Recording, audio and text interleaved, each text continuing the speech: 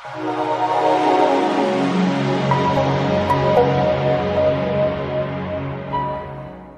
పేరేంటండి? రంగనాథం అండి. రంగనాథ్ గారు ఎక్కడి నుంచి వచ్చారు?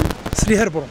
శ్రీహరిపురం అంటే గాజువాక్ దగ్గర. గాజువాక్. ఓకే, నెక్స్ట్ ఆంధ్రాలో ఎలక్షన్ రాబోతున్నాయి కదా. ఓకే అండి. సో ఎవరు సీఎంగా ఉంటే బాగుంటుందని మీరు అనుకుంటున్నారు? చంద్రబాబు నాయుడు అండి. ఎందుకు చంద్రబాబు నాయుడు గారు? ఎందుకంటే ఇప్పుడు మనకున్న పొజిషన్లోని డివైడ్ అవ్వడం వల్ల సో సీనియర్ నెక్స్ట్ ఆయనకున్న దీన్ని బట్టి ఆయన ఇప్పుడు చేయగలరని ఇప్పుడు ఉన్న నెక్స్ట్ ఇప్పుడు జగన్ కానీ వేరే ఇప్పుడు పవన్ కళ్యాణ్ కానీ ఆయన హ్యాండిల్ చేయలేరని నా ఉద్దేశం.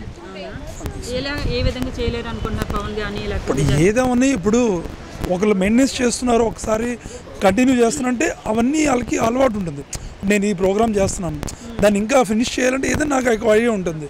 ఇప్పుడు కొత్త వాళ్ళు వస్తే మళ్ళీ దాన్ని పట్టుకున్నప్పుడు ఏమైనా ఇప్పుడు అమరావతి గురించి కానీ ఆయన వెళ్ళి వేరే దేశాల నుంచి కన్సల్టెన్సీ అవ్వడం కానీ వేరే తోలితే మనకి ఇక్కడ జాబ్ పరంగా ఏమైనా చేయాలన్నా బిజినెస్ పరంగా ఆయన చేసినట్టుగా మరి నా ఉద్దేశం అది.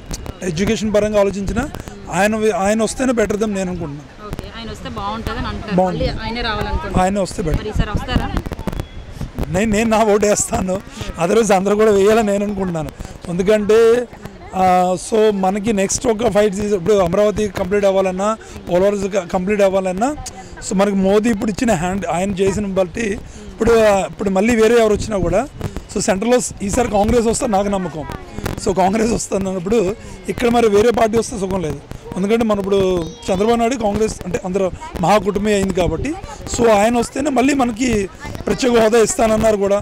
నెక్స్ట్ త్వరగా మన ఇక్కడ ఏమైనా ఇంప్రూవ్ అవ్వాలన్నా డెవలప్ అయినా ఆయన ద్వారా అవుతుందని నేను నమ్మకం వస్తుంది.